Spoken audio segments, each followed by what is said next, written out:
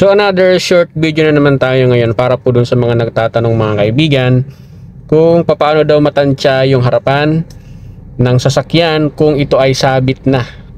Katulad nito mga kaibigan, kung kayo po ay nasa parking slot at gusto nyong tansyahin na malalaman nyo na hindi pa tatama yung unahan nyo sa sinusundan yung sasakyan, pagka ganyan may nakatalikod na kotse or sasakyan, so ito po ang base nyo.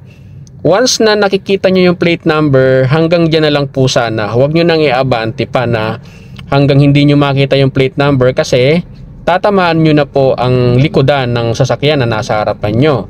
Ito pong normal na upo nyo dito sa driver seat, yung pong komportable nyong upo, yung pong hindi po kayo nahihirapan, yung tamang setup na upo, yan na po, ang tingin nyo dito, dapat nakikita nyo ang plate number.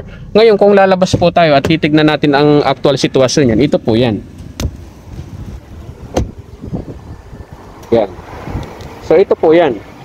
Yan, halos isang dangkal lang ang pagitan yan. So yun po mga kaibigan ang pagtatansya, no? So para po sa mga nagtatanong kung paano tansyahin yung harapan, so yun lang po. Ayan, setup nyo lang sa gantong setup, kita ang plate number. So that's it.